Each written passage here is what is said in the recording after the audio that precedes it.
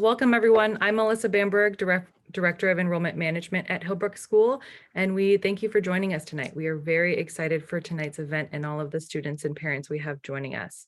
Tonight's virtual information session is the second in a series of virtual admissions events this year.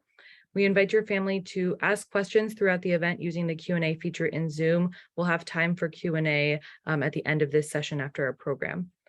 Tonight, we are joined by a number of upper school administrators who you will hear from in the next hour. But first, I will hand it over to Mark Silver, head of school, to share a few welcome remarks. Thanks, Melissa. I am so excited for this event tonight. We've been looking forward to having these Nueva alums and their families join us to talk about what it's like to be part of founding a high school, an upper school. So we've spent the past 4 years exploring this possibility. As part of that process, we spent a lot of time visiting other schools. And so a number of the schools in particular were JK8s who had added high schools. And so we visited Nueva and Bentley in the Bay Area. We also visited several LA schools that had added high schools. We also visited just some great schools, so a number of really strong JK-12 schools around the country, including in Cleveland, Ohio, up in Seattle, and then also several great high schools from the San Francisco area. And so through that process, we learned a lot. And in particular, a couple of things stood out for us. One is that all of the JK8 schools that we talked to that added high schools emphasized that it's an expansion, not a startup. And they talked about how they were building on years of mission and vision in their JK8 to strengthen this new school.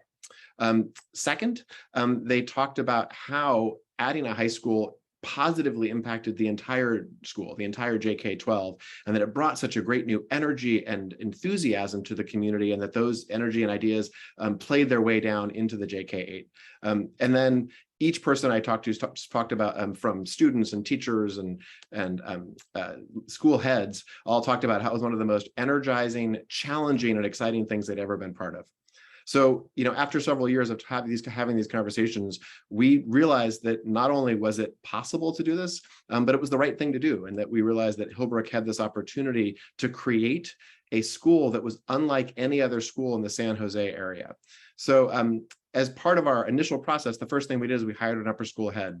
And we were lucky to find a fabulous individual, Mike Peller, who is going to facilitate tonight's event. And Mike, among many things that Mike has done, he happened to be one of the founding team members at Nueva. And so when he joined us, we knew that we had a great opportunity to take advantage of that in really reaching out to the Nueva community and helping them help us understand what it's like.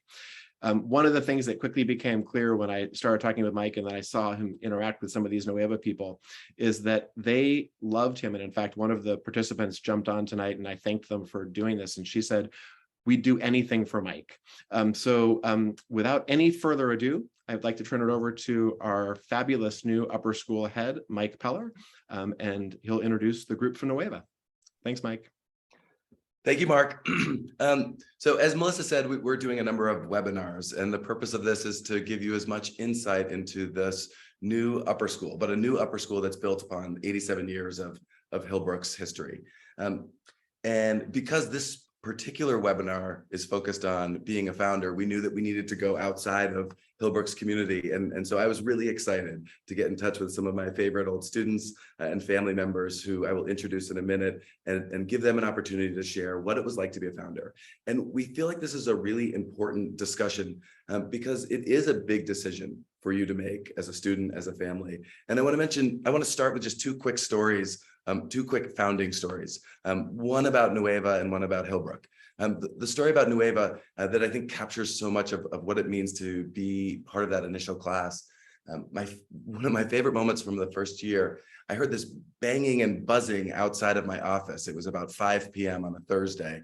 And so I run out of my office to see what it was. And there was the robotics team cheering and high-fiving because they finally got their robot to move. At this time, year one, there were 7 kids. The robot was not so great. It drove not so straight, but it was working and they were proud of it.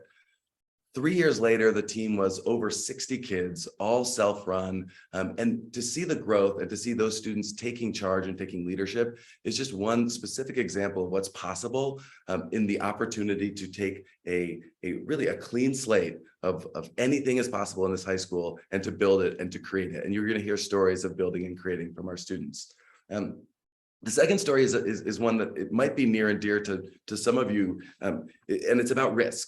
So just the other day, I was with Melissa interviewing, or rather kind of sharing the upper school with a family. And after about an hour walking around with them, and if you haven't come to visit campus, please do. We would love to share the campus with you. But after an hour walking around with them, they said, we love the program. We love what you're building. Everything sounds right. This seems like the perfect fit for our kid. And then they paused and they said, but is it a risk? Is it a risk to join here? And I think part of the purpose of this webinar is to address that question of risk. Because what I said to them is, yeah, sure, it's a risk, but everything is a risk. It's a risk to choose a school where you're one of 40 kids in a classroom. It's a risk to choose a school where they measure academic rigor by hours of homework or number of AP classes that you take. And it is a slight risk to come to Hillbrook High School that it's not yet a high school, but this is the good kind of risk. It's the trailblazing risk. It's the kind of risk where you can create what's possible, and the amount of leadership skills that will be developed by being part of the founding class cannot be replicated in any other situation. And I think you're going to hear that here. So at this point, I'd love to invite all of the students and families to turn your videos on.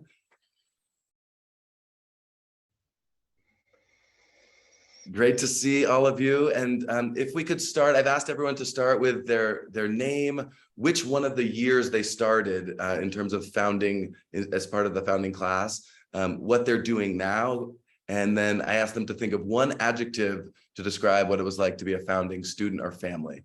And so we're going to start off with Tammy. Hi, everybody. Okay, so my name is Tammy Nickel. I am a parent of Alex Nickel, who is on this call. Alex is a Hillbrook graduate from 2016, and he's a Nueva graduate. He's a fourth year Nueva founding student and graduated 2020. Thank you. Oh, my word as our family. Stephen and I were talking about this, and our word is fulfilling. Fulfilling. Cool. All right, I'm next. Hi, everybody. I'm Brianna. I was in the first class at Nueva, so graduated in 2017.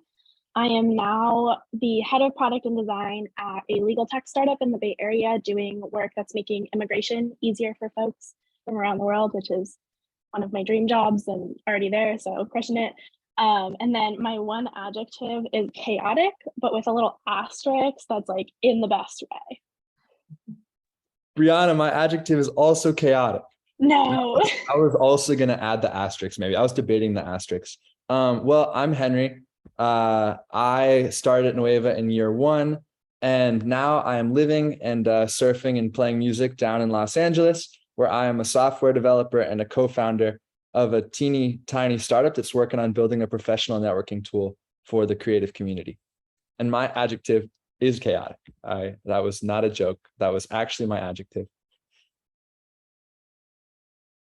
Hello, everyone. My name is Jill Mancroft, and I was also in that first year with Brianna and Henry.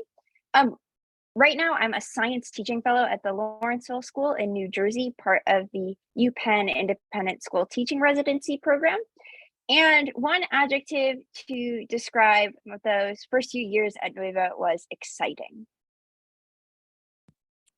Hi, everyone. I'm Holly Zuckley, and I am a parent of Hannah, who was in the first year class, and also her brother Angus, who was in the 3rd class.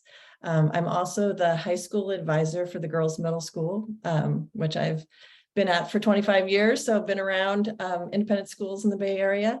And my word was adventurous. It was so much fun to watch the school grow, and it was a big adventure.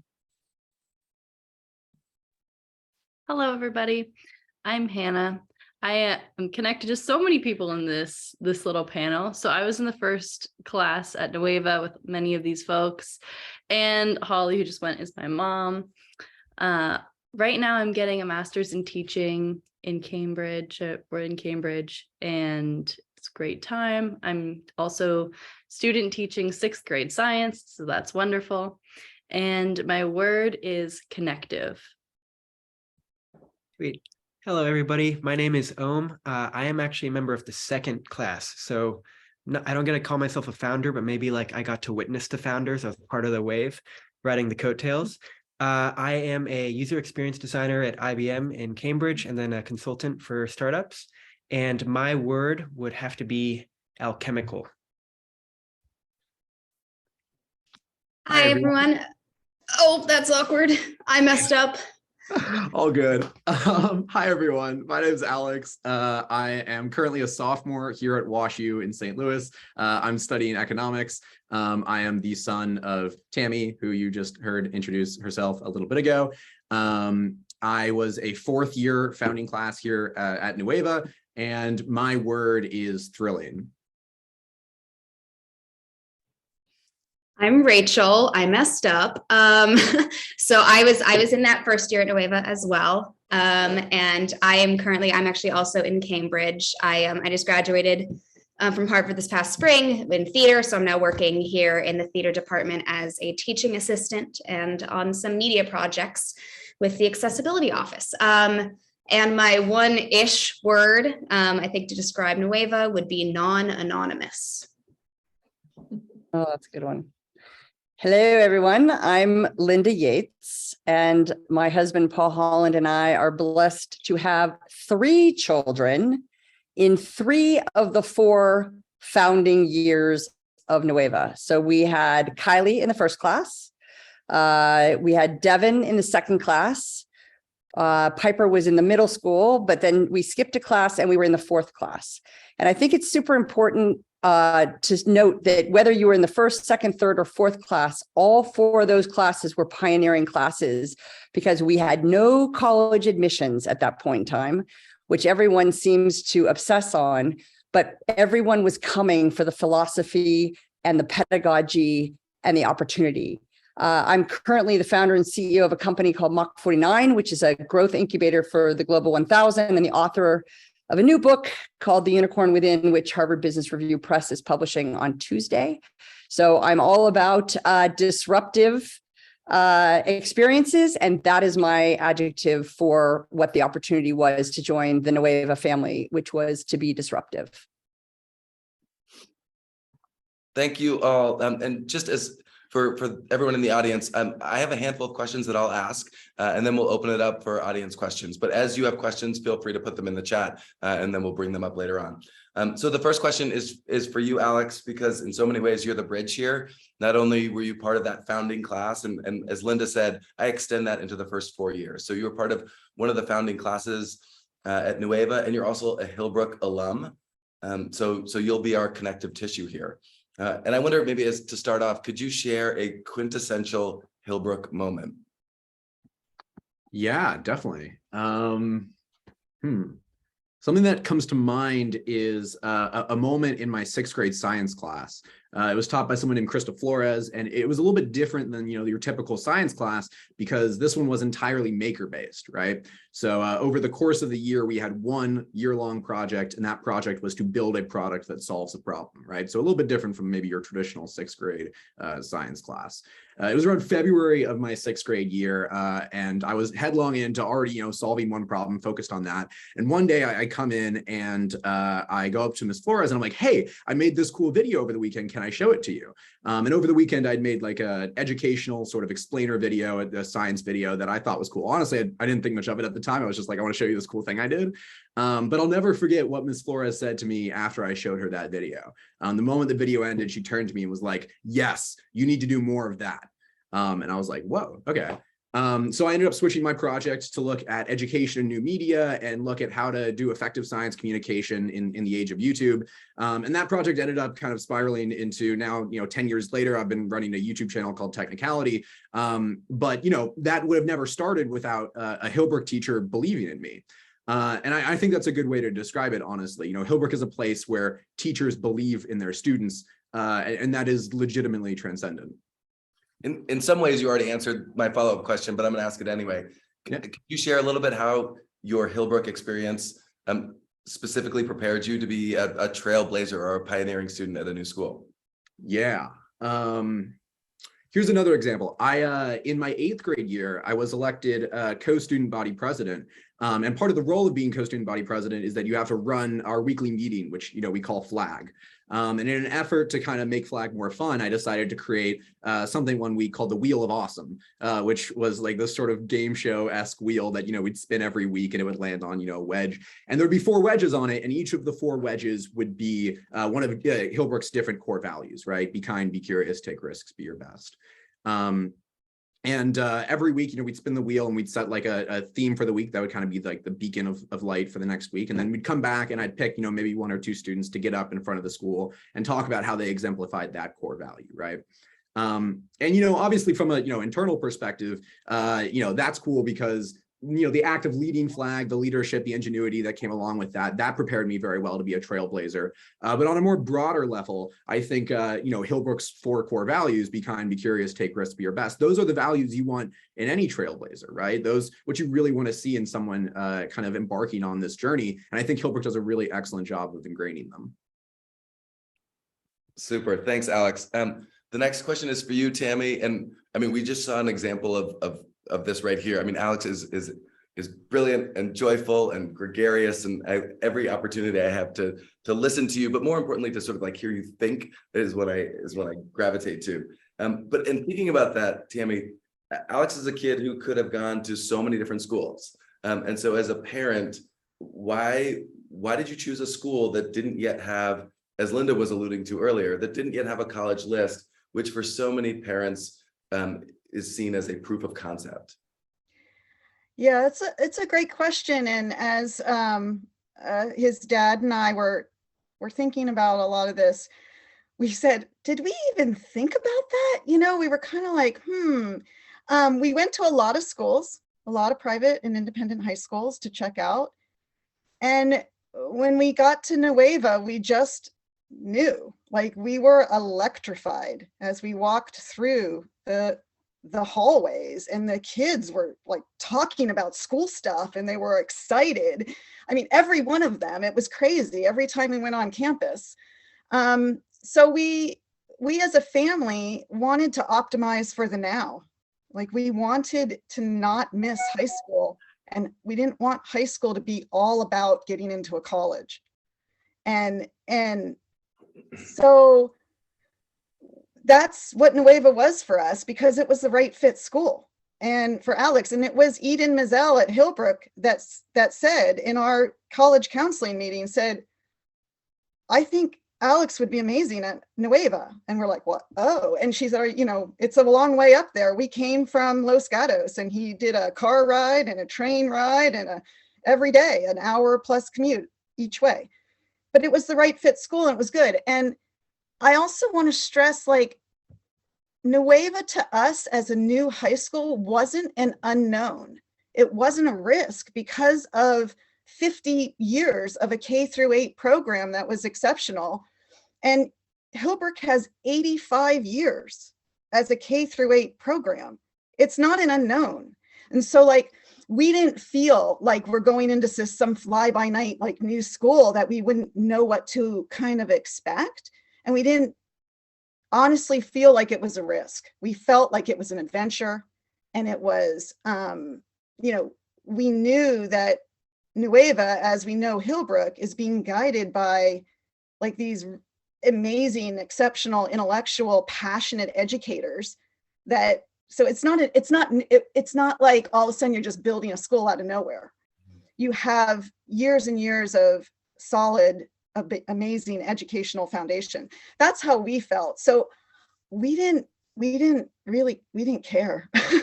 Because it was such a right fit, and we felt so good when we went there. There was no other school and we went to multiple schools, looking around, that we felt like we did at Nueva as a family, and for Alex. Super. Thanks, Tammy. You're welcome. Hannah, this question is for you. I so remember you, like, early on as a 9th grade student in the College of San Mateo, with like a bright smile and connecting with everyone. You were this glue of the community. And that's what you were looking for. I remember talking to you recently, and you said, you were looking for a school that embraced independence and a school where you would be part of building a community. And I would ask you maybe now to describe how you were able to, or maybe in fact required to, do that as a founder. Sure. So I went to a super lovely, very small, progressive, independent school for middle school, the Peninsula School, which is in Menlo Park. And I loved middle school because I had so many opportunities at the middle school I went to make choices about what I wanted to spend my time on. And I had a lot of independent leeway and autonomy as a kid. And I knew going into high school that I wanted to find another community, an environment that felt like that. And I think finding Nueva and being part of this like founding community and like pioneering class was a really good fit, especially if you're a kid that wants to make choices and make your, throw your voice out there. There's like so many opportunities where teachers were like workshopping curriculum. All of the clubs had to be created. We were really building everything as we went. And so there were so many opportunities to make choices about my own education, especially in the first couple of years at Nueva, and that was really lovely. So it was great. And then one of the things that we're hearing from students who are external to our Hillbrook community, who are outside looking to apply in, as they've come to campus and have sort of really fallen in love with the program that we're presenting them with. Many of them have expressed some nervousness around being new to the community, like because there would be so many students coming up at Hillbrook who were part of our 8th grade, just like it was at Nueva. Was it hard to make friends, and can you describe that experience? I would say fear not, because it really does feel like a fresh slate. Like everyone is thrown into this experience and they're just like so excited to start all of these new things together, all these new traditions, clubs, like sports. It's like a giant wave of people who are really enthusiastic about starting something new. And so at least in my experience, it didn't feel like there was already an established group of people that didn't want to expand. Like it was really welcoming, and I think just full of people who wanted to meet all of the new folks, and new folks who were like really excited to get in there too. Super. Brianna, you were also new to the community, coming in new in 9th grade. And, I talked earlier about sort of this idea of it feeling like a risk for some families. And I know that it felt at moments like a risk for you. Can you talk about, why take that risk, and in what ways did it sort of pay off? Yeah, totally. So in contrast to Hannah, I came from a public middle school. So I was coming from a place where I had really figured out the system of public school and learning from textbooks and taking tests. I was like, I'm crushing it. This is great. And I wasn't really sure exactly what I was looking for in a high school, because I was 13 years old and didn't really have a concept about like what I should be looking for in my educational future, until I showed up randomly with a friend at a Nueva open house event. I just happened to be at their house and they were like, you want to come? And I was like, yes. And from the first moment that I started talking to people at Nueva, I absolutely fell in love. My brain was suddenly being exercised in the ways that I had always wished it was going to be when I was at public school, where I was having tough conversations with like complex answers that had nuance and had more of the let's go find out instead of like, who cares? So that kind of, for me, it almost didn't feel like a risk, because it just felt like, oh, this is finally what I needed. Not what I was looking for, but what I needed. I think the harder sell, honestly, was for my parents, who were very scared about the whole situation. But I was able to convince them through a sheer like amount of just passion and energy when describing all of the cool teachers that I met and all of the cool kids that I met. Oh my gosh, you're gonna love this kid. Like, you have to meet them. So in that sense, it was honestly harder, I think, for my parents, but just a sheer force of will and lots of jumping up and down excitedly made it less of a risk for them. Awesome. And following up, earlier before we started the webinar, you and I were talking about coming to campus here and sharing some of your expertise as a social entrepreneur, because social entrepreneurship is a key part of our program at Hillbrook, at the JK8, and it will be too in the high school. And I believe that being part of a founding class helps build some of those skills around social entrepreneurship. And in what ways was that true for you, and how did that help support you to get to where you are now? Yeah, totally. So I think Hannah already mentioned this, but at the high school, everything had to be started from scratch. That was like social relationships, clubs, classes were still being formed as we were going through it. And I didn't know that I was going to love it, but I absolutely loved that process of creation. So many things. I was part of the founding student body at the Nueva Upper School, which was such a good time. And then just like creating new clubs was amazing. My senior year, I actually got to help work on the curriculum for a new neuroscience class, and all of these things where you got to like consume a bunch of information, like really deeply empathize, or in some cases be the student in the classroom, and then start thinking about ways to create solutions for that was super duper engaging. And again, like worked my brain in a way that I really wanted it to, and felt deeply satisfying on so many different levels. So going into college, I was kind of looking around for those sorts of opportunities, found this area in the world and industry that I liked working in, which was design. And then one of the things that I learned how to do at Nueva, which is like a very small, tangible thing that has served me so well going forward, is just knowing how to reach out to people. So I saw this group on campus that had just started a few months earlier, reached out to the founder after seeing them pitch about the asylum process in the US, and was like, I want to get involved. You guys are turning something super complicated and like super messed up into something that normal folks can do, and I want to be a part of it. And took one conversation, and then suddenly here we are 3 years later with funding and an office in San Francisco that we're working out of. So all of those kind of little moments of learning how to build things from nothing has turned into this amazing experience of building a company, which is chaotic in a good way. I can't wait for you to come to campus and share that with our 8th graders. They're going to love hearing from you. Now, Rachel, both Brianna and Hannah were new to the school, and you were a lifer at the school, which meant that you started at Nueva from the very, very beginning, from pre-K.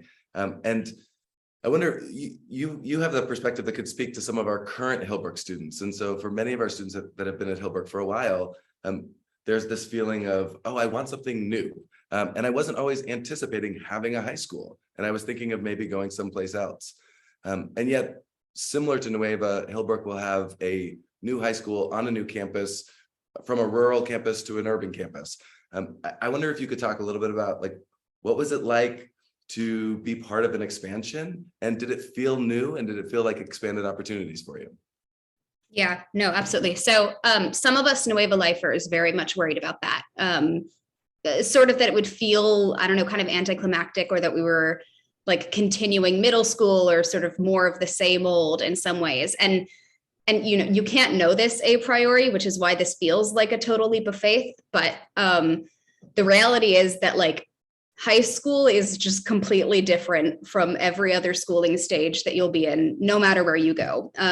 You know, every single step of high school feels new because it is a time of life when you are constantly changing and you're learning about yourself and like the world around you. And being at like the same school definitely does not change that, or mean that you're remotely going through the same things as before, you know, for better or for worse. And also I will say, like, it really did not feel like the same school, but, you know, like a fresh start, which is sort of like what Hannah said. You know, for starters, it was a new building, and you know, similar situation. It was in sort of an urban setting instead of in the middle of the woods, and that was totally exciting. And it gives you like a whole new area to explore. I would say though, I think the biggest thing that made it feel like a whole new school and this next step was the new faculty, which was like one of the greatest parts. I think, you know, obviously every teacher at the lower and middle school was terrific. But there was something about, you know, the high school founding faculty were different in such a fundamental way, in that they were taking like the exact same gamble that we were in coming to this new place. And, you know, this sense of it being up to us to determine whether this experiment was a success. So this was really like just self-selecting for founding teachers who were just amazing people. And it felt like every teacher was at the top of their game in terms of motivation and inventing this place with us. And, you know, teachers were figuring things out right alongside us and adapting and changing things. And that's a constant source of novelty. To be honest, I would say like high school is full of like so much novelty that I ended up feeling incredibly grateful for some of those constants and those moments of continuity. And it sort of feels like much needed solid ground amidst kind of this like endless swirling of challenges and uncertainty of teenagehood. So yeah, that was definitely my experience as a lifer. I really appreciated hearing that, Rachel. And for the like when the founding teachers talk, we all commented that was one of the most beautiful years of our professional lives, doing that together with you. And just a plug to people in the audience, because many of you are probably wondering, who will our teachers be? We've already started interviewing teachers. We will have our teachers hired by the beginning of January, and in February, date to be determined and will be shared soon. We'll be inviting you to a day in the life of where you get to come and spend a full day with your future teachers, getting classes with them, because so much of that decision, I think, is rooted in the adults that you're going to be growing and learning with. Rachel, a sort of a separate question, because when we spoke, you said something that really resonated strongly with me about the opportunities of being a founder. And in many ways, it resonates a little bit with what Brianna was sharing with sort of like launching and founding clubs.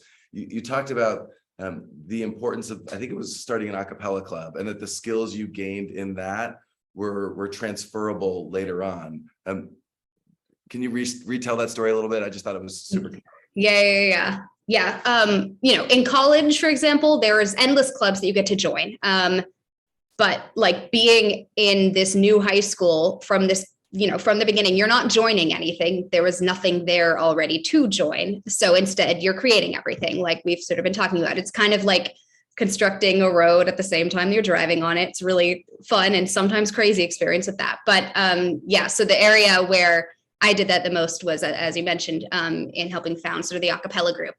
So I've always been big with singing, and there was a small group of us who all love music. Shout out to Henry, who's here. We said, okay, well, I guess let's start a cappella. And, of course, there are the elements that were specific to the club, like types of music and arrangements that we like, how you distribute solos, how to like make a collaborative space, but like actually learn things in a timely manner. There was also, it's just, there's so many nitty gritty logistical elements that everyone who founds a club has to go through and figure out, who can you recruit? Like, what is everyone's availability? And thus, when can you schedule things? Where can you meet?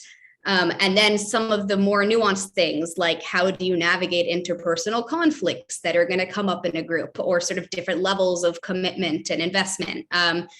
And how to like be a leader with your peers while having humility and being collaborative. And I totally didn't realize at the time that I was learning skills that were going to be essential basically as soon as I started college and like adulthood. People develop these essential skills throughout college and beyond, but I think the stakes of everything feel like they get way higher after high school. And learning these things on the job after that becomes incredibly scary. At least it was for me. And I felt like I kind of went into it ahead of the game in a lot of ways. In college, I ended up like running a group that was teaching theater in like the Boston public schools, and issues inevitably were coming up. And so many of my problem solving techniques were things that we had like tried during a cappella in high school. And I think I just went into that role with more confidence because I had already been in a process of building from the ground up. When you're building a new club, when you're building like a new high school, an entire high school, after that, I don't know, novelty for its own sake feels like a lot less daunting forevermore, because like that became your frame of reference. Like novelty was your solid ground, and moving forward, novelty becomes an exciting thing in a world that can sometimes be very like scary with how much novelty it throws at you. So thanks, Rachel. And in some ways, Henry, I'm going to ask you to elaborate a little bit more in the same direction of like building things. I don't know if you remember Lassen as a 9th grader, but you and I were camping together and hiking together. And I remember walking with you for hours, as asking you questions and just being blown away by this 14-year-old human being that was so multi-talented with so many brilliant ideas, from arts to athletics. You were someone who I imagine might have like been seeking a school that had all of these different opportunities to plug into. And yet you went to a school that didn't have any of those yet. But by the time you graduated 4 years later, you were a part of building so many different opportunities. Talk to us, what did you learn through that? And what advice would you give to some student who's thinking, gosh, I want to go to a school that already has a musical program or already has an athletics program? Yeah, that's a great question. And also, like, I totally do remember Lassen, and that's awesome. What a fond memory. I haven't probably thought of that in a few years since you brought it up just now. So that's awesome. I think the framing of your question assumes some sort of capability to like plan for the future. And as an 8th grader, I don't think my prefrontal cortex was there yet. To all the 8th graders who might be watching, I'm sure your prefrontal cortexes are much further along than mine was. But yeah, I can't remember actually thinking through this decision as much, in as much detail as I might have. Like, I don't remember visualizing what the 4 years might have looked like. All I knew was that there seemed like a lot of really exciting peers that were going to be doing this. And it just felt like the possibilities were unlimited. And that was a really exciting, I mean, the unlimited possibilities thing can be scary too, but I think for me, it mostly manifested as excitement. And yeah, and then when I got to Nueva, as Rachel mentioned, like it was really incredible and it truly exceeded expectations. I think one thing that I now can see in retrospect about both Nueva and also my college experience is that I probably learned half of my academic content from my peers, as opposed to my professors or I guess teachers as well. And I'm seeing some nods, so I guess people agree with me. I hope the educators aren't offended that they're only doing about half the work here.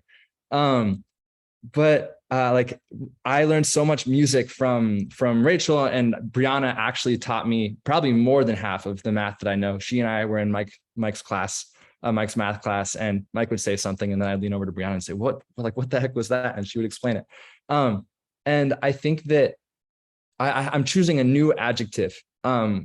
Chaotic was a good one, but Brianna took that, and I feel like I need to contribute a unique one. And so I'm going with collaborative, because I think that if I had gone to a place that had a system that was established and like students were kind of like inputs that got passed through the system and then popped out the other side as outputs, I think that would have felt much more individual.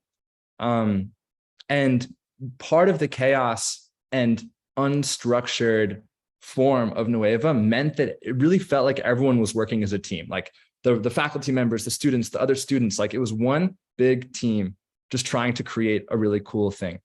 And yeah, Rachel and I, together with a few other students, interviewed the Allison, who we ended up hiring to run our a cappella group. So we actually, I think that must have been a surprising moment to be interviewing for a job and be interviewed by a bunch of 9th graders. But that was an awesome moment, and it ended up being a great experience. I was part of the debate team, co-founded in a similar fashion. But I think, yeah, to someone who has things that they're excited to pursue, and maybe is like trying to pick between the unknown of Hillbrook and a more established program that like already has that thing that they're excited about. I think that, I mean, it goes without saying that you have just so much more input and influence as someone who's there at the start. But also I think like the teamwork element of working with fellow peers and working with faculty members collaboratively to build something is a pretty unique and a pretty cool thing. Mike, did I touch on the things? Did I answer the question? Henry, that was beautiful. And I think one of the things you said, which you then sort of like, not apologize for, but like that 50% of the learning was from the community and only 50% came from the teachers. I couldn't agree more. And I think that that's unique to that time period in those early years. And I've been saying that to families over and over again, that the opportunities that you will get, learning about leadership, about entrepreneurship, about community building, about conflict resolution, about like creating something from scratch. This is a once in a lifetime opportunity. And which is a nice segue to the question that I had for you. The central questions to Hillbrook, and you would have been a Hillbrook student in so many ways, because the central questions to Hillbrook are, what matters to me and what am I doing about it? And when I think about you, I think you are someone who just lives that fully in all aspects of your life. So considering that, how would you consider, or how would you answer this, or sort of respond to Henry's idea that the specific opportunities of founding allow you to engage in those questions in such more meaningful ways?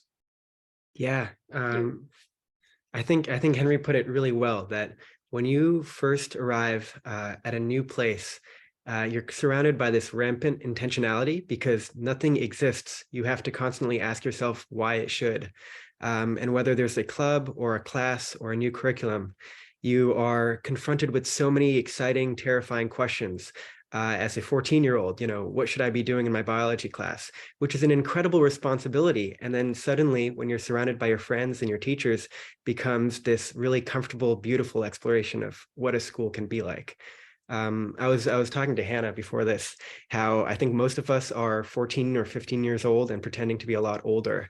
And what comes with that age is a desire for belonging, a really deep yearning for connectivity, but also a profound desire to express yourself and have agency. And I think it's walking that line between belonging and agency that Nueva, and I think any good school, give you the answer of, you have really good mentors. And we had really good mentors in the form of teachers like Mike. So I haven't met Hillbrook's teachers, possibly because some of them haven't been hired yet, but confident that if Mike is involved, that it's going to be a really life-changing experience.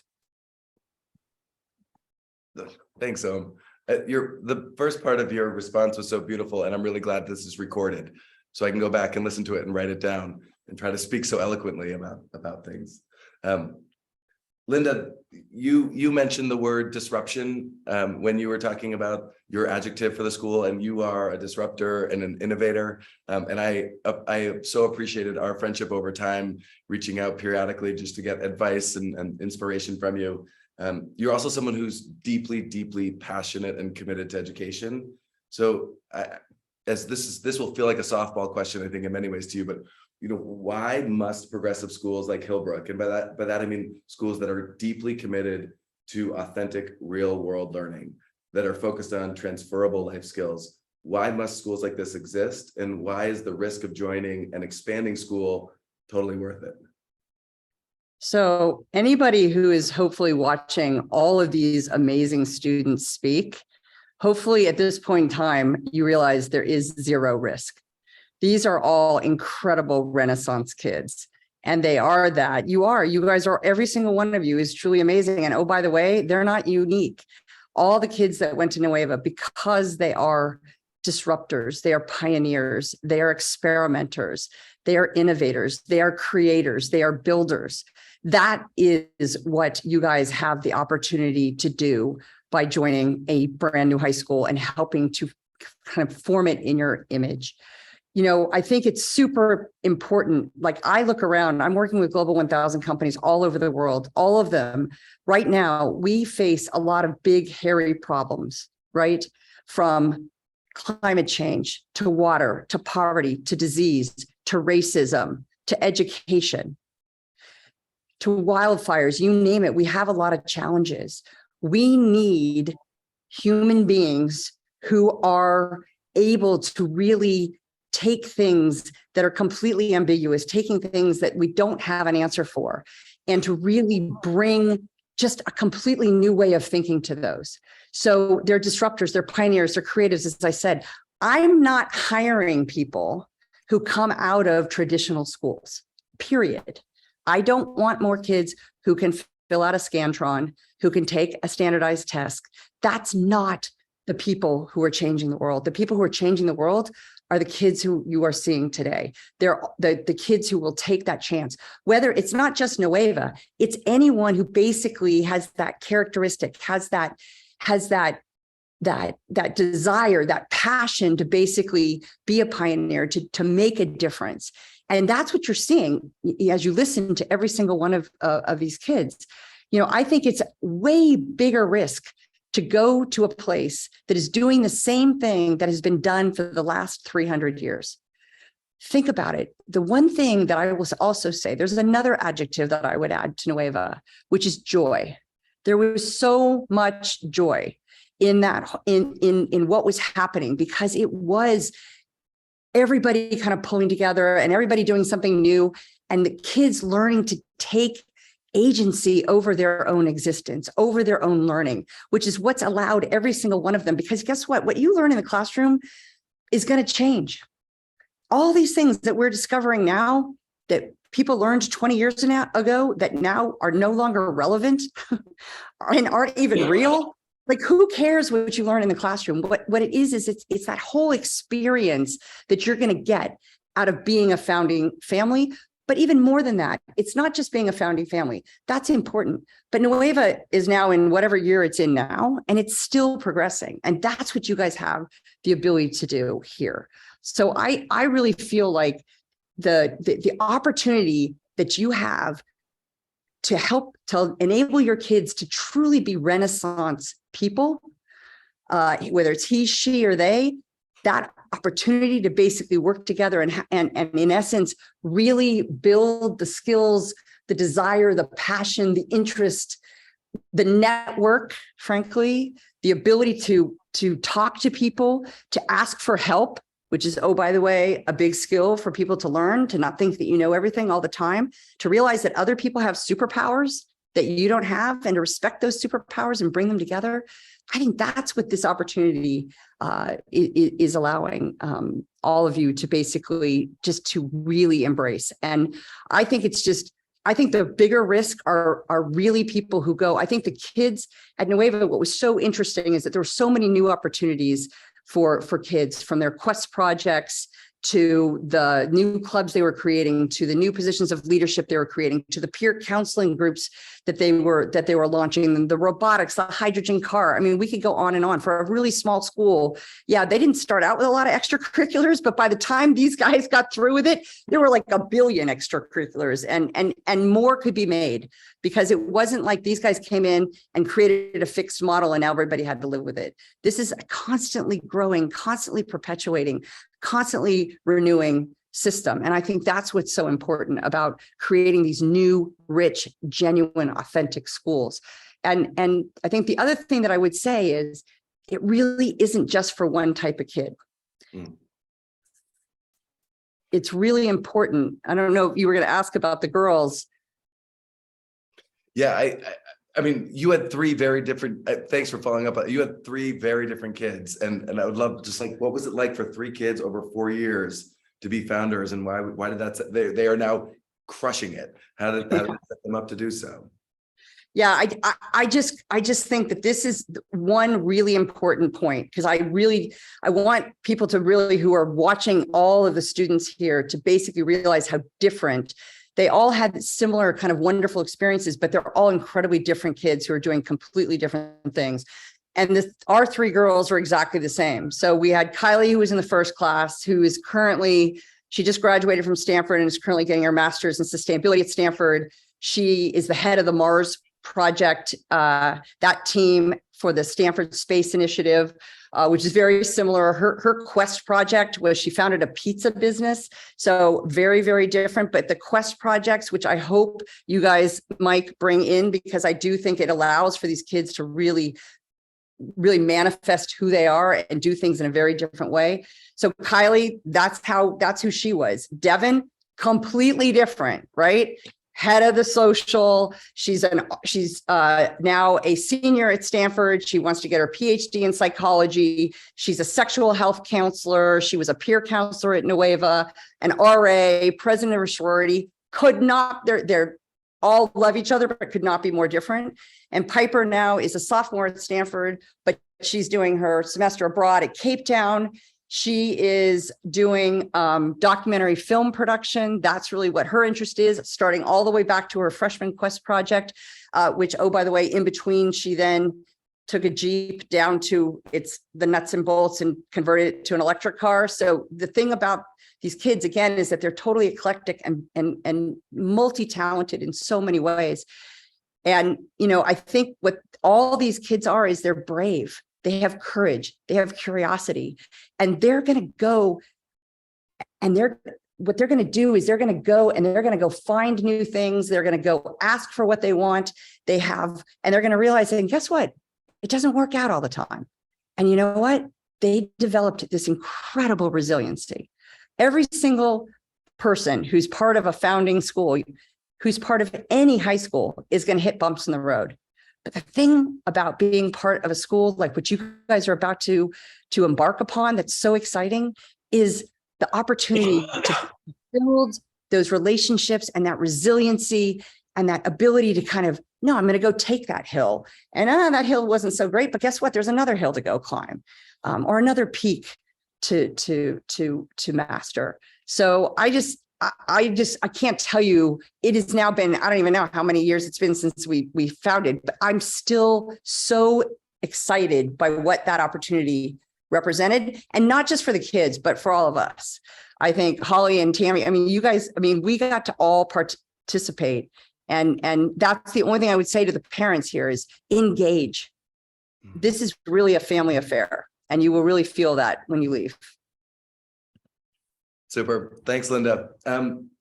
Jill, I mentioned the Lassen trip when I was talking to Henry. When I think of the Lassen trip and you were sitting behind me on the bus, and for 5 hours, you talked to me about everything and everything. It was so brilliant and wonderful. Fast forward just a couple months ago, I got on the phone to talk about teaching with you, and I've never heard sort of a young teacher talk so deliberately about research-backed practices and the way in which you're questioning all of these wonderful things in education. So you bring this really nice perspective as well to this conversation. We will not be offering APs, nor will we be using the IB program. We have our own independent advanced curriculum, just like at Nueva and Lick and many other schools around the Bay Area. I wonder if you could talk, as an educator, what's the value of offering independent advanced curriculum? Thanks, Mike. So I actually have a kind of funny story to start us off with. At Nueva, I took half a year of physics as a freshman. Jumped to my first year of college, I decided to take introductory calculus-based physics for physics majors in my first term. And I am in this class with all these people who took AP physics in high school and are like, my life is physics. I'm going to be a physics major. And we had these kind of classes organized around questions. And so the teacher would put a question on the board, we would answer it, we would work with a partner, and then we'd go over it as a class. And so one day the professor put that question on the board. I turned to my partner to discuss it, and we had different answers. And so me being a progressive school kid, I'm instantly like, how did you get to that answer? What was your thought process? What kind of underlying principles were you thinking about here? And she said, I know I have the right answer because I took AP physics. Turns out she did not have the right answer, and nor did she really understand why it wasn't the right answer, because she had learned the topic for a test. She hadn't really learned it to understand it deeply. And so all this is to say, taking APs doesn't really determine one's success beyond high school. And kind of the true benefit in my mind of not having APs is that you can really focus on the skills and big ideas rather than the granular concepts on a test. So the environment can be really student-centered. You're not worried about cramming in concepts because there is a date at the end of May that you have to hit. And one of the things I love about that too is that everyone learns at different paces. And if you have a test coming up that you have to take, you might say, we need to move on because we have to get to this. But in a kind of more learner-centered environment, people can learn at different paces and there aren't as many repercussions for that. And kind of one of my greatest joys at Nueva with not being in an AP program was that I had these amazing opportunities to dive into individual projects branching off of what we were learning. One of my projects I did my senior year was studying redox chemistry and spectroscopy. And that ended up determining a lot of the path of what I researched in college because I found those topics and I loved them so much that I wanted to keep studying them. And then kind of thinking about it from the teacher mind, I was actually given a course this year that was a course that was formerly designed for the SAT 2 tests, which are now dead. And so they said, do what you want with this course. And I said, well, if the test is gone, I want to really think about what is this class for? In my teaching program, we talk a lot about backwards design and starting with the question, what do you want your students to know 40 years from now? And that's a really hard question, but I think it's a really important question, especially for a founding school, where you don't have any preconceived notions of what that has to be yet. And so for me and the other teachers who were working on this class last summer, we really thought deeply about what do we want our students to take away from this if there's no test. And so we designed all of our units in this chemistry class around topics that are important and meaningful and authentic. And so our unit on acid bases is all about ocean acidification. And when we do gas laws, it's all about climate change and talking about kind of strategies to climate change through a chemistry perspective. And my students are doing projects right now on materials. And I got one of the best questions I've ever gotten, and I'm still trying to figure it out. How does Teflon, which is non-stick, stick to non-stick pans? Kids don't get to ask questions like that and dive into them if they have a test date they have to hit. And so I think that the great thing is the questions that come up, the ways that we can design assessments and assignments around skills that are important for our students to develop as scholars and also as citizens. And that also kind of allows us to think about, what do we want the goal to be beyond high school, not just the end of this year. And I think that is really what I think is so important about having no APs. Thank you, Jill. The last question is for Holly, and I think you're a great you have great experience to draw from having worked as a placement counselor for high school from girls middle school going into high school for a number of years. And I wonder, well, two questions. First, how did you and Mitch, your partner, how did the two of you get behind Hannah's insistence and decision of needing and wanting to go to a founding school? What were you nervous about, and how did you get over that concern? So I was so excited to have my own guinea pig to look at schools when Hannah got to 8th grade, because I finally had a little spy that I could send into all the schools and have all the visits and come back and tell me everything. So poor Hannah, she had to go to so many open houses and campus visit days and everything. And she was very patient with me as I sent her to schools that were so far away from her house that would have never made any sense for her to actually go. But anyway, her visit to the 8th grade at Nueva was, she came home from that day and just had a completely different look in her eye when she got in the car. What she talked about really resonated with sort of the authentic Hannah. It wasn't just like she got through the day, but she had engaged with the students and the teachers, and it really sounded like a place where the kids were involved in the learning in a very authentic way. So at the end of the day, Mitch and I have already been to high school. This is not our experience. It is the students' experience, and that incoming 9th grader is going to have, a very big 4 years of high school. It's a incredibly fun but also challenging time in your life, and our perspective was we just want our kids to feel that they're in the right place, in a place that knows them and will support them. So it wasn't a very difficult decision. Once Hannah was fairly sure she wanted to go to Nueva and started talking about when I go to Nueva, and we kind of had to say, well, you might not be admitted. And Hannah, in her typical, she was a fairly colorful 8th grader.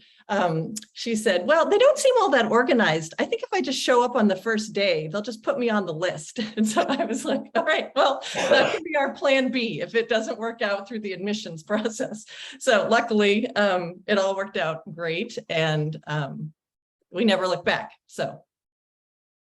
And then maybe as a follow-up then, if you were working with a family whose kid was really excited about a new and expanding school like Hillbrook, how might you help work with that family?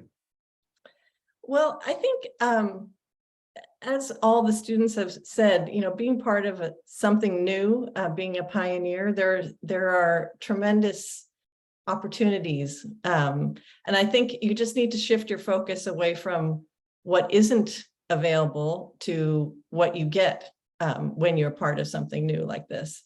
So I think if we could get everyone to realize all of the good that comes out of this. If you just sort of focus, if you have an optimistic lens and you just focus on all the opportunities that being part of something new like this will afford you, the fact that there may not be, you know, a big athletics program or a whole bunch of clubs first year, or even that idea of, well, it'll only be ninth graders. Like, how will that work? I won't have any mentors in years ahead of me. Those sorts of questions.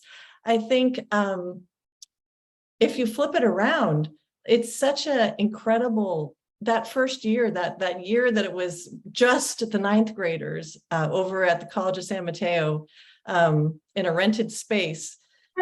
I think in many ways that was the most amazing year of Nueva. Even when you know, we had a 6-year experience. So by the time our second kid was done, you know, everything was feeling pretty established and it was great. But nothing really compares to that very first few months of everyone getting to know each other and coming together with so much optimism and joy, as Linda said, joy around the possibilities. So there's some really special aspects to being in that very first class that I hope that these guys will always carry with them. But I do think you need to think of yourself like, am I someone who's flexible? Can I adapt to change? Do I have a certain openness to, okay, the school said they were going to do X, but it seems like we kind of have to pivot because, you know, now that we're doing it, we realize that, you know, this is going to work better because things aren't established. So you have to be a little bit able to sort of go with the flow to some extent, and then you get all the benefits. Super. Thank you. Thank you so much, Holly. At this time, Ilsa, our Director of Teaching and Learning, and Charlie, our Director of College Counseling, are going to take over emceeing and managing the questions, mostly in case there's some questions that I get to answer too, because I got to be a part of the founding as well. Thanks, Mike. And thank you all so much. It's really such a gift for you to join us, some of you from the East Coast, and on your time off to come talk about what it was like for that experience. Linda, I'm going to toss the first question to you. One of our audience members is wondering, you know, this group of students and families really did a great job talking about how Nueva was a really great founding experience. How do you think that Hillbrook's program will compare to what these students and families experienced? Not just the experience of founding a school, but to join a place like Hillbrook as founding a school. Yeah, I think it has absolutely, this whole conversation, this could be Hillbrook's conversation 4 years from now. I don't think it has anything to do with Nueva. I think Hillbrook has just as much opportunity and frankly more.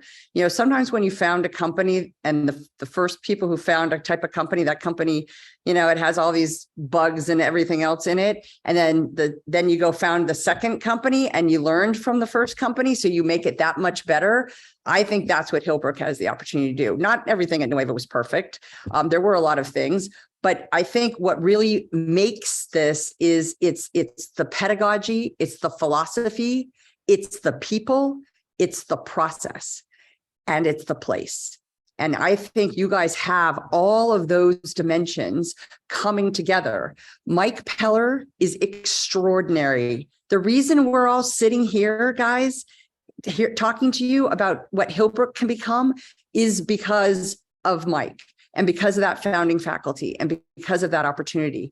And so this really isn't about, honestly, I think it's super exciting that Hillbrook is now going to launch and come, because I actually think that it's going to improve on what we all learned at Nueva. It's going to take what Nueva did and it's going to go a step function greater than that. You're going to reach escape velocity in a much faster than what happened at Nueva, just because there are, you know, you're in the right place at the right time. But you are going to have the same set of founding students, a similar set of founding faculty, a similar set of the processes and the opportunities, and just it's the people that make the place. And that's really what you've got. And I mean, I was so excited when Mike sent me a note and said that he was joining you guys. I said, oh, lucky them. right? You guys are going to kill it. You are absolutely going to kill it. And I think the opportunity to build that place in the Armory, I mean, I would look, I could pull my kids all out and make them start all over again just to go do it again, because I think it would be a really, really amazing experience to get to do it a second time. If I can I just piggyback on Linda's comment? Being a person who knows Hillbrook very well, I was super involved at Hillbrook and loved Mike and knew Alex loved Mike. And when I found out, I read it on Instagram, when I found out Mike Peller was going to be the new founding head of the Hillbrook High School, I was giddily excited. I was like dancing around, like, this is gonna be amazing for the reasons Linda just said, but like knowing that you're going to take like sort of the best of from Nueva and mold it into a Hillbrookian philosophy of stuff, which is different than Hillbrook. I mean, different than Nueva, but to say they're two different but very amazing schools. And also meeting with Mark the other day and Mike at the school, that it's an incredible program they're formulating. It's not just a Nueva program. It's building, taking their passion and their magic and their knowledge from a lot of different programs, and then also their own creativity of what they view. So I was super excited too. I think the crossover here is so amazing of an opportunity for Hillbrook. So I wanted to share that. Thanks, Tammy. I'm biased, but I agree. Charlie's going to ask the next question. Hi, everyone. My name is Charlie Berkeley, founding director of college counseling. And just really quick, I wanted to say how excited I was hearing all these former students who could be college classmates with my students who I've worked with as a college counselor. So just imagining that has brought me a lot of joy. And Jill, when I worked at Princeton, I was down the street from where you are at Lawrenceville. So lots of fun memories. But I'm making my appearance tonight just to ask one question. And that question could be for Mike or it could be for anyone. Which is, how did the experience vary from year to year, coming in that first year versus the second year, third, fourth?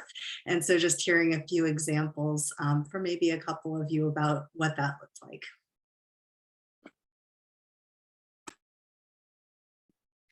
I'm going to have so many opportunities to engage with families over the next bunch of months. I'd love to, in the limited time, hear from students to answer the question of like, how did it change, or how did it remain still founding nature over the years? I can jump in on this one. I was actually talking with a colleague of mine the other day about my Japanese class in high school, and I stayed with the same group of students for 4 years because we were a small school and there wasn't a lot of people taking that language. And some of the people in that class are still some of my best friends. And that, like, thinking about the ways that we grew together because we were together. Our first year was chaotic. We were ninth graders. We were doing a lot of like playing games and kind of like learning together in a very low stakes environment. And then our senior year, we were having conversations about literature that we were reading in Japanese, and we were throwing ideas around, and we were learning ways to express our opinions and express ourselves very deeply. And I think I kind of think about my first year at Nueva as this amazing time of exploration. When you have a new high school and there aren't necessarily bounds of like what is going to be the end game, you can do this incredible exploration of trying new things. And then as you kind of progress, you learn more about yourself, you learn more about your goals, you learn more about what the school is about. And then for me, that senior year was really a time of kind of deepening my understanding of myself and my role at Nueva. And I remember really fondly, actually, the road trip that we had back from our senior retreat, in which Mike was driving a minivan of 6 of us. And we really kind of had this reflection on our time at Nueva and what was it for? And I remember coming away from that having this kind of amazing sense of like, I have just been through this very intense experience and I can kind of look back in it and think about it. And I think one of the really wonderful things for me about Nueva is we learned a lot about self-reflection. And so by my senior year, I could reflect on the ways that I had explored as a first year at the school in really powerful ways that kind of let me see my growth and kind of lean into really critical thinking and diving deeper versus just the kind of broad exploration. Yeah, I completely agree with everything Jill said. And that actually reminds me of something we haven't really talked about too much tonight, which is Nueva's classes and many of what will be Hillbrook's classes. Mainly because I think they're a little bit different from the traditional high school experience, right? Some of my most memorable classes at Nueva were stuff like philosophy of consciousness and personhood, or history of science and technology, or environmental economics, right? These are classes that you really only see on a collegiate level. You know, if you go to a high school, maybe they'll have like an AP micro macro class, but they're not going to have environmental economics or economic inequality or some of the other classes I took with Patrick back at Nueva. A very palpable way this manifests is in my junior year of high school, I actually left and I went to a semester program called the Mountain School, which I really enjoyed. It's a kind of traditional New England boarding school in Vershire, Vermont. That's a mix of kind of traditional academics and then also an intensive farm and outdoor program. And I really, really enjoyed my experience, but this actually puts me in a very unique position where this was over my junior year, right? They took AP classes there. And so I basically had to transition from a traditional AP curriculum back to Nueva. And I could very clearly see when I transitioned back the differences between an AP class and a Nueva class, right? I took APUSH, for instance, AP US History at the Mountain School, and I really enjoyed it. I like Kit, the guy who taught it, and I liked, I like history, so thought that was cool. But I was basically transitioning from taking, learning stuff and then taking a test every 2 weeks, and then doing that process over and over again, to transitioning back to Nueva, taking US History because we weren't beholden to the AP curriculum. Instead of just kind of doing this sort of learn stuff, regurgitate it back on a test sort of loop, we could actually delve into more specific topics in more depth. Right. And that culminated in me writing this, I think it was like a 10 or 12 page paper talking about the lost generation in the 1920s and looking at some of the art that was made at the time and how it reflected like the popular consciousness of America.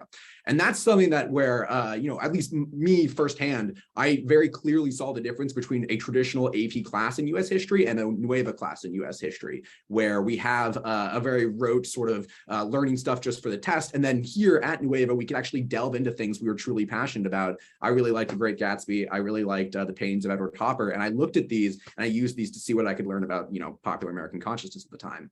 And I think that's, basically looping back to what Jill said on AP classes and how Nueva might differ on that. So I just want to build really quickly, because as a family that was in the first 3 out of the first 4 pioneering classes, so what you heard from Jill is kind of that progression from the first year to the second year, the third year, the fourth year. But I will say that all 3 of, again, we were in the first, the second, and the fourth class, and every single one of them felt like a pioneering class. Because not everything, just, the first class had not determined everything. The second class had not determined everything. The third class had not determined everything. The fourth class. So I would say that if you are a parent who has not just 1 child, but 2 or 3 or 4 kids that you're looking at coming up through the system, the opportunity for all of them to share the experience of being a pioneer is real. And I think it goes on with a school like what you guys are proposing for Hillbrook, because it will always be reinventing itself. It will always be a reimagining. So I have a sense that every year, every kid who comes into that program will feel like they have the ability to basically get their hands on it and feel like it's not just this established place. It's not that sense isn't going to go away just because, that first class came through. It really was a unique experience, all 4 years, with all 3 kids. Thanks for that. This is going to be our last question live, and then you're always welcome to email us if we didn't get to your question tonight. I know there were some we didn't get to. What advice would you all give to parents who might be on this call who are thinking that Hillbrook would be a really good choice for their child, but the child maybe wants to go somewhere else because it's a much bigger school?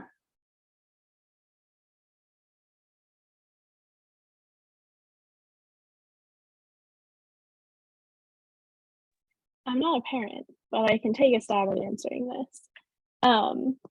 I also thought that I wanted to go to a bigger school. There was no basis for that. Again, I was 13 years old, but I thought, I've read all these books about what high school is supposed to be like, and it's supposed to be huge. You have a football team, you have like XYZ, it's super cool and awesome. Leaving Nueva, having a class of 76 students was the single greatest thing ever. Like academics is cool, like having good teachers is great. And I like am truly very, very grateful for all of those things. But having 76 kids who are like all folks who know each other so well and connect at this deeper level because we've been through this experience of trial and error, making mistakes, building things together is an absolutely unmatched experience. Like every single person on this call, I'm like, oh my gosh, it's so exciting to see you again. My high school friends, and this is so cringe, but they're still some of my best friends now. There's a group of us in the Bay Area who get together literally every single weekend and have food and cook together and hang out just because we've been through so much that like having those connections still and knowing that those folks have my back is unreal and something that I truly don't know where I would be as a human without those like 75 other kids that have made me who I am. So be convinced. I'm going to make that the shirt, be convinced, when we do tours. Thank you, Brianna. That was really beautiful.